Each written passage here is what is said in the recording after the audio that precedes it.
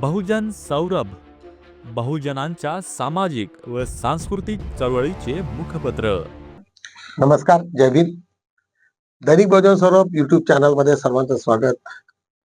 आजचा जगातील मोठा दिवस म्हणता येईल. डोनाल्ड ट्रम्प यांनी आज शपथ घेतली आणि आजपासून त्यांचं कार्य सुरू झालेले. निश्चितच संपूर्ण जग त्याच्याकडे पाहत आहे, वेगळ्या नजरेने पाहत आहे. काही लोक सस्पिशियस पाहतात, काही लोकांना फार आशावादी आहेत, काही लोकांना धक्का बसलेले आहेत. अनेक अमेरिकन इंडियन्स तिथे आहेत आणि त्यांच्या व्हिसाचा हा मोठा प्रश्न, आंतरराष्ट्रीय प्रश्न आहे. परंतु हे जरी असलं तरी त्या अमेरिकेचा जो बेस आहे तो मात्र तिथले रहिवासी आहेत, त्या लोकांना काम करण्याची तेवढी सवय नाही. त्याच्यामुळे इंडियन्स जे आहेत ते वाटेल त्या मोठ्या प्रमाणामध्ये काम करून त्यांना मदत करत असतात. त्याच्यामुळे इंडियन्स त्यांना पाहिजे असतात. सेकंडली, इंडियन्स लोक जेवढ्या बार आणि त्याच्यामध्ये फालतू भानगडीत राहत नाही, आपल्या कामाशी काम ठेवतात. त्याच्यामुळे ही एक शक्य आहे की तिथे अमेरिकन्स लोकांना ते आवडतात, त्यांचा प्रभाव आहे आणि फार मोठ्या प्रमाणामध्ये काही डिस्टर्ब करत नाही. तिथल्या इलेक्शन मध्ये डिस्टर्ब करत नाही. मधल्या पिरियडमध्ये नरेंद्र मोदींनी तिथे जाऊन अबकी बार ट्रम्प सरकार वगैरे वगैरे फालतूच्या गोष्टी करून यांनी आपल्या देशाचं पुन्हा हे केलेलं आहे. त्याच्यामुळे ते स्वतःच आता चायनाकडूनही याच्यात आले, अडचणीत आले, रशियाकडून अडचणीत आले आणि अमेरिकाने लाथा मारायला सुरुवात केलेली. अशा पद्धतीने सध्याची परिस्थिती, आर्थिक स्थिती सुद्धा अत्यंत भयानक असल्यामुळे लोकांना फार काय हे वाटतंय. आता मध्ये कालच सांगितलं मी की त्यात बँकांची परिस्थिती अत्यंत खराब आहे आणि बँकामधला पैसा हा गायब झाल्यासारखा झालेला आहे. इकडे अडाणीचं प्रस्त, याच्या इकडे पॉलिटिकली अनस्टॅबिलिटी, राहुल गांधीचं वर्चस्व, या सर्व बाबी फार मोठ्या प्रमाणामध्ये तुम्हा सर्व लोकांना भेडसावतात. महत्वाचं म्हणजे थोडासा विचार जर केला तर आज खऱ्या अर्थानं बुद्धिझमचा फार मोठी गरज आहे. आज जे लोक चुकीच्या मार्गाने जातात, जे लोक शॉर्टकट याच्याने जात असतात आणि जे लोक जे नीतिमत्ता गहाण ठेवून जे कामं करतात त्यांना मात्र फार वाईट दिवस आल्यासारखं दिसतंय. आज मोदी सरकार आणि त्यांनी जे केलेलं कार्य, अमेरिकेने त्यांना पावती दिलेली आहे. सर्वांच्या नाकातोंडाने उतरलेले आहेत. आजूबाजूचे देश त्रस्त आहेत त्यांच्याशी. त्रस्त म्हणजे त्यांनी संबंध कमी ठेवलेले आहेत आणि अशा सर्व ठिकाणी आजची जी परिस्थिती आहे ती अत्यंत भयानक आहे. राहुल गांधीवरती अनेक व्हिडिओ चांगले येत आहेत कारण त्यांनी निर्भीड आहेत. जो सत्य असतो तो निर्भीड असतो. आज एका व्हिडिओनी त्याला पूर्ण त्यांची संपत्ती आणि काय काय त्यांच्याकडे आहे ते सर्वच्या सर्व त्यांनी दाखवले आणि एक साधारण माणसाकडे जेवढं असतं तेवढंच आहे. आज त्यांच्या त्या पिढीत जात त्या लोकांकडे आज एवढी मोठी सत्ता आहे, वाटेल तिथे त्यांनी काही करू शकले असते, परंतु तसं काही झालेलं नाहीये. त्याच्यामुळे जो माणूस सत्याच्या मार्गाने चालेल आणि त्याच्यामुळे तो निश्चितच त्याला कुठे ना कुठे त्याचा फायदा होतो. वाटेल त्या पद्धतीने 26 केसेस आज राहुल गांधीवरती सुरू आहेत, परंतु काही उपयोग नाही. फालतूच्या फालतू सर्व ऑल वेस्ट ऑफ टाइम आणि त्याच्यामुळे पुन्हा त्यांचीच प्रसिद्धी जास्त वाढताना दिसत आहे. भगवान बुद्धाच्या काळामध्ये अनेक लोक लागले होते त्यांच्या मागे आणि त्या बुद्धाला वेगवेगळ्या पद्धतीने बदनाम करण्याचा प्रयत्न केला होता. तुम्हाला एक आठवत असेल की एका स्त्रीचा ची हत्या करून तिथे कुटीच्या बाजूला ठेवलं आणि तिथे संपूर्ण भिक्षू संघाला तिथे त्यांच्यावरती नाव ठेवण्यात आलं. ज्यावेळेस भिक्षू संघातील लोक गावात जात होते भिक्षाटन करायला, त्यावेळेस तिथे लोक त्यांना हाकलत होते, त्यांना फार वेगवेगळ्या पद्धतीने करत होते. बुद्धाकडे सर्व लोक भिक्षू येऊन त्यांना सांगतात की आपण दुसरीकडे जाऊ, परंतु बुद्ध म्हणतात की पुन्हा दुसरीकडे जरी गेलात ना, अशीच काही एखादी घटना झाली तर काय करणार. त्यावेळेस अशा वेळेस सर्वांना वाटते की इथे हे सर्व जे काही असते पण शेवटी मग त्यांना त्यांचाच विजय असतो, जे सत्याच्या मार्गाने जातात आणि सत्याच्या मार्गावर विजय जर झाल्याच्या नंतर तो तेवढाच मजबूत होतो.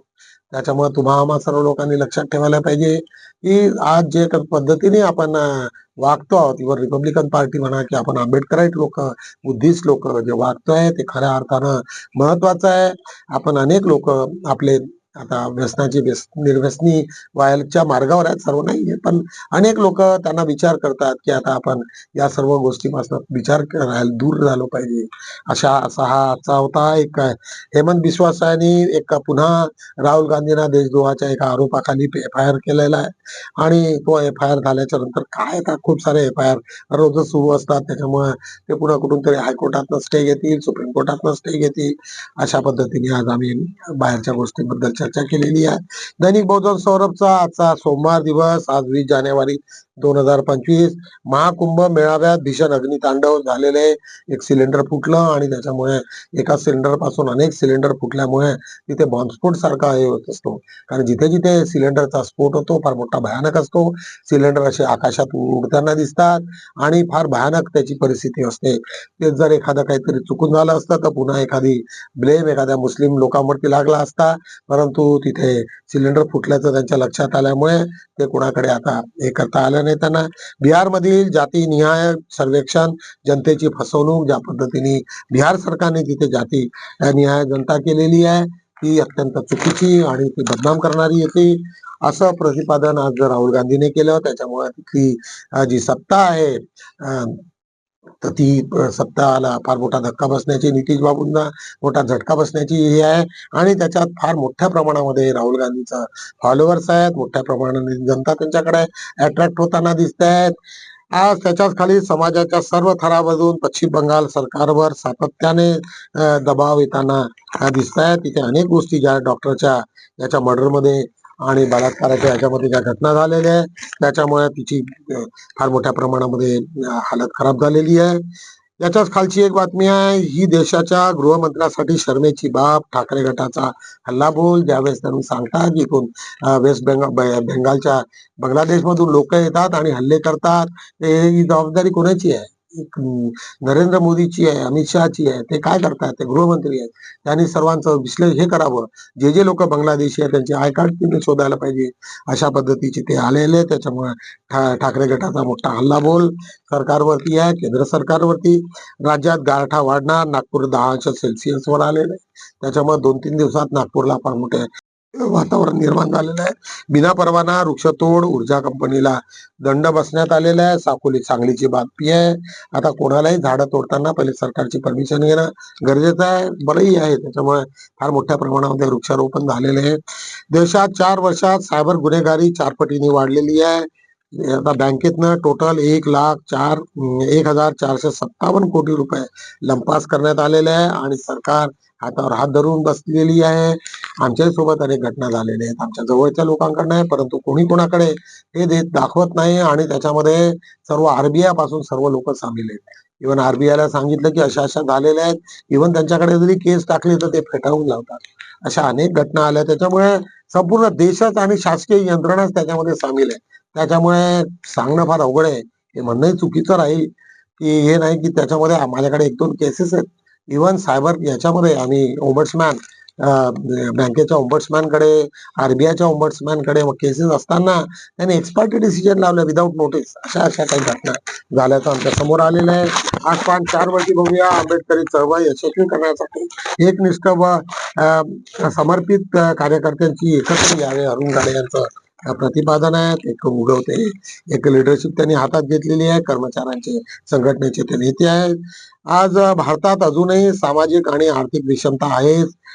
डॉक्टर मृणाल दुपटे हे एक अर्थशास्त्रज्ञ आहे, नागपूर विद्यापीठाच्या धर्मटे नॅशनल कॉलेजमध्ये ते बोलत होते. आणि ते त्यांनी सांगितलं ते पाहतो आता आपण रोज, ते काय रोजच अनुभवतो आम्ही. धम्म हा दुःखमुक्तीचा मार्ग. अशोक सरस्वती खऱ्या अर्थानं बुद्धिझमच आहे की दुःख कसं नाहीसं करावं.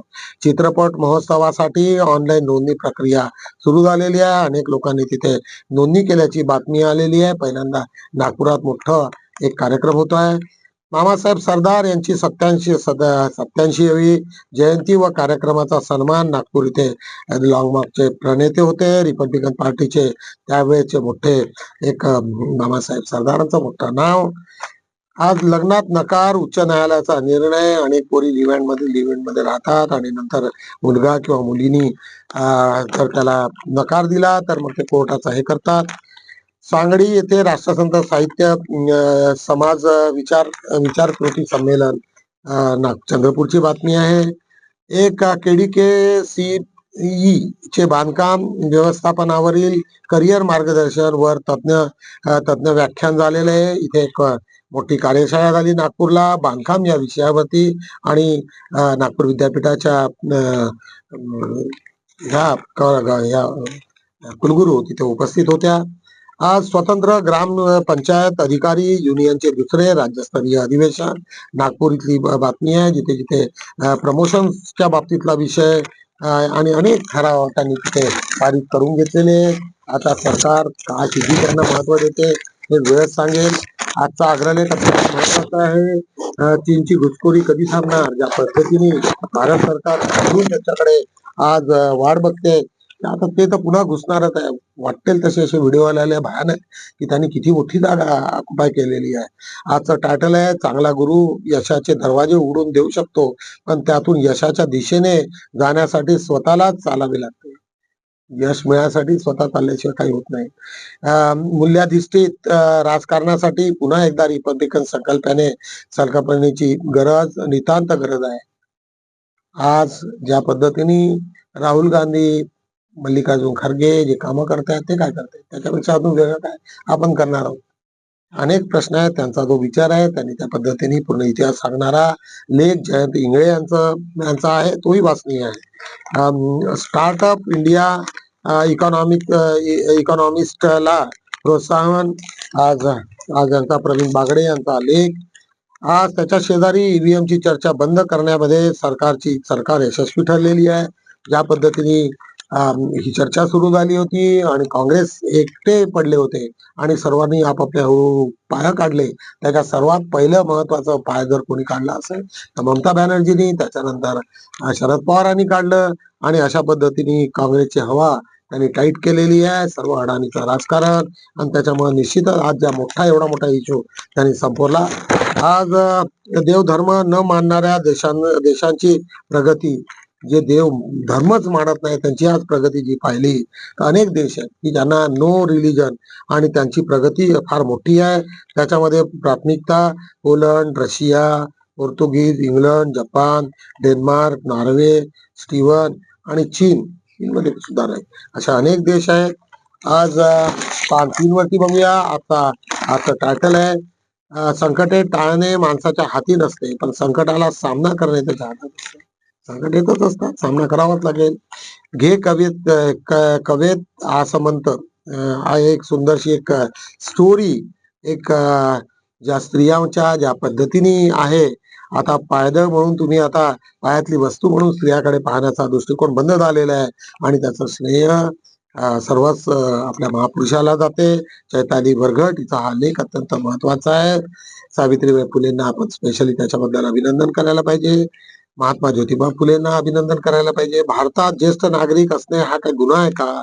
अनेक लोकांना ज्या पद्धतीने ज्येष्ठ नागरिकाची वागणूक ज्या पद्धतीची मिळते ती काही बरोबर नाही. पुन्हा विदेशामध्ये मात्र लोकांसाठी अनेक सुविधा आहेत. तिथे मोठमोठाले पर्यटनाच्या ठिकाणी सिनियर सिटीजनला राहण्यासाठी सर्व तिथे सोयी करतात, त्यांना सन्मानाने वागवतात.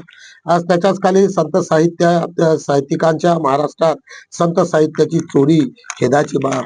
अनेक लोक संत हे महापुरुषांच्या त्याच्या आधीचे काहीतरी चोऱ्या करून आपल्या नावाने जे खपवतात, हे अत्यंत वाईट आहे. त्याचे अनेक पुरावे देणारा हा लेख महेंद्र साळुंखे इरंगीचे आहे.